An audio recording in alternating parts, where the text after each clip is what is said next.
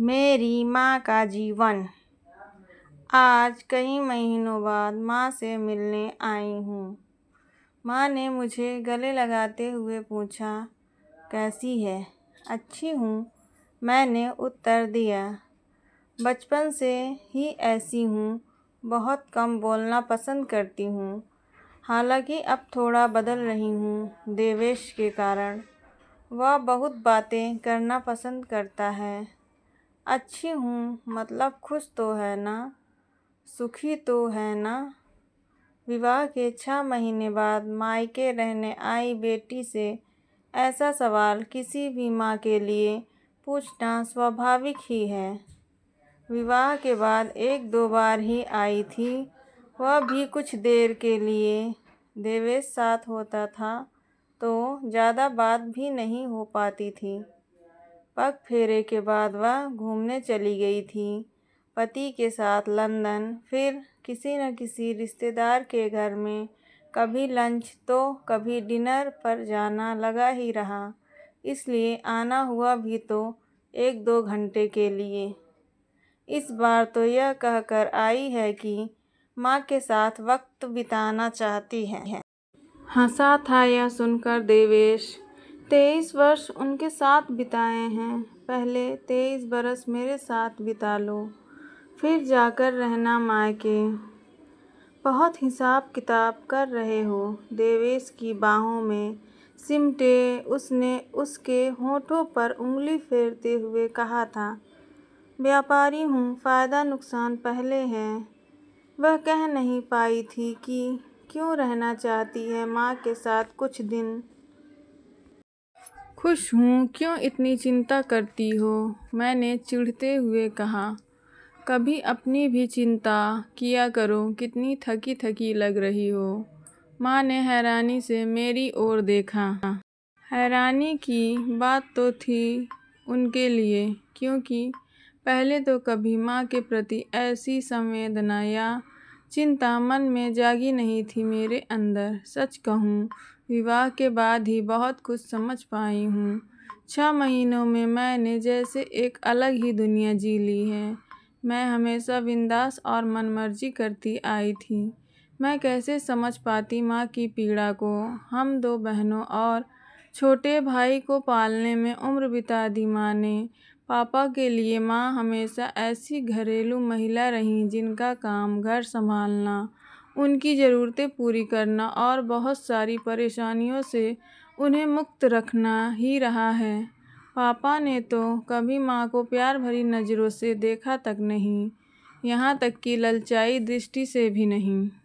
के सौंदर्य की, उनकी देह के लचीलेपन को सराहा भी नहीं। उनके लंबे बालों पर रश्क नहीं किया, ना ही गजरा लेकर आए, यह जानते हुए कि माँ को गजरा लगाना कितना पसंद है।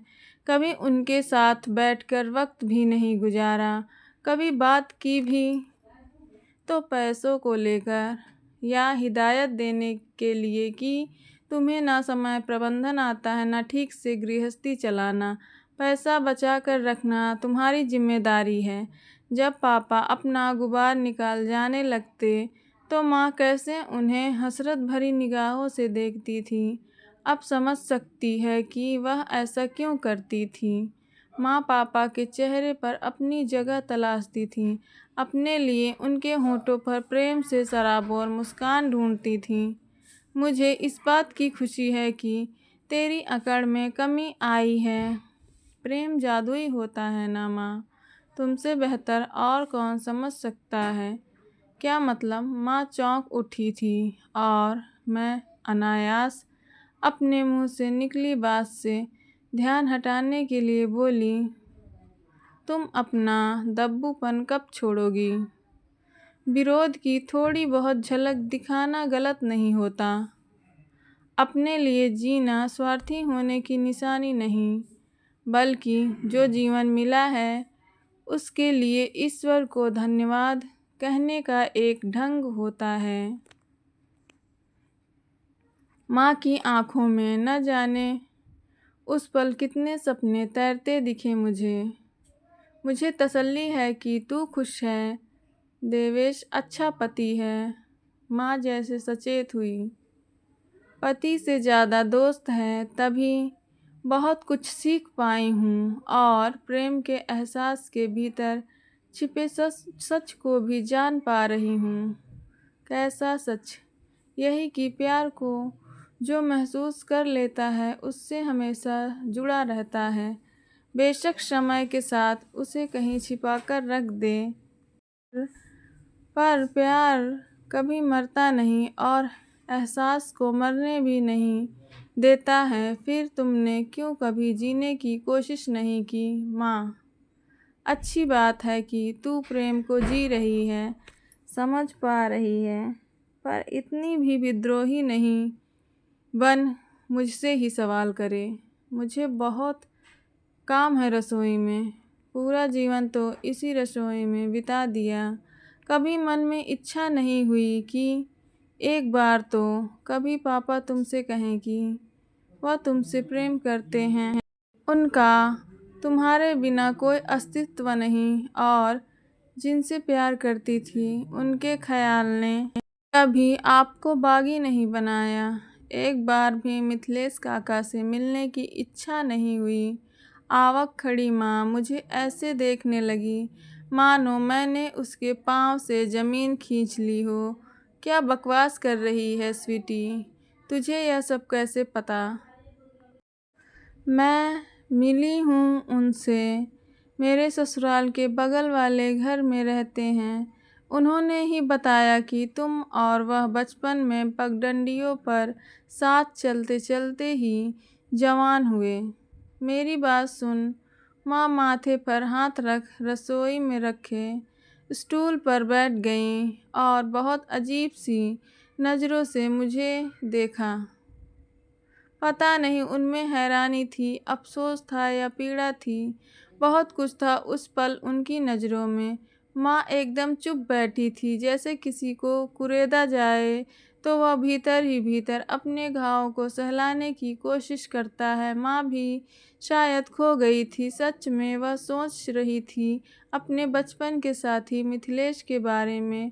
वह समय जब दोनों के सुख दुख एक से थे, एक ही पगडंडी पर दोनों साथ चलते थे और उस पगडंडी ने जैसे उनके जीवन को भी एक कर दिया था। एक साथ स्कूल जाते थे और रास्ते में वह कभी उनको कच्ची इमली तोड़ कर देता तो कभी आम से उनकी झोली भर देता।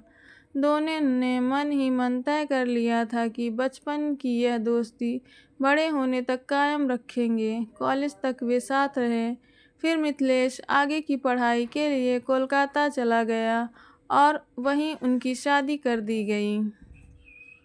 वही था जो बहुत प्यार से उनका नाम लेता था। जब वह उनको विशाखा कहकर पुकारता था तो लगता था मानो कोई धुन बज रही है। याद नहीं उन्हें कि कभी स्वीटी के पापा ने उन्हें नाम लेकर पुकारा हो। हमेशा स्वीटी की माँ, सोनम की माँ, परितोष की माँ यही कहा। सच अपना नाम भूल ही गई है वह। एक बार मिलना नहीं चाहोगी उनसे? मैंने रात में उनसे पूछा। माँ से इससे पहले कभी मैं लिपट कर नहीं लेटी थी। इस बार एक पल के लिए भी मैं माँ से अलग नहीं होना चाहती थी। मैं उन्हें प्रेम का अनुभव करवाना चाहती थी जो उन्हें पापा से कभी नहीं मिला। और मिथिलेश काका आज भी सिर्फ उन्हें ही याद करते हैं। माँ, जिंदा रहने के लिए प्रेम होना बहुत ज़रूरी है तो और तुम्हें अपने प्यार को जिंदा रखना चाहिए। मिल लो एक बार मिथिलेश काका से, वह इसी शहर में हैं।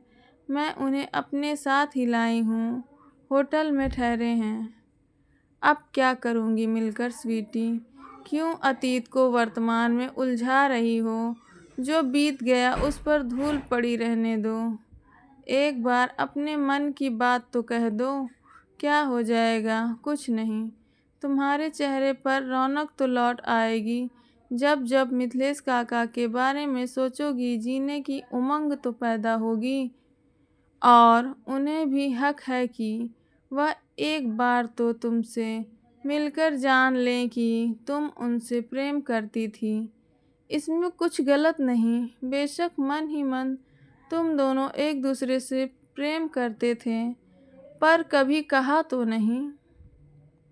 अपने प्रेम की स्वीकृति देकर, अपनी भावनाओं को शब्द देकर उस अफसोस से तो बाहर निकल आओ।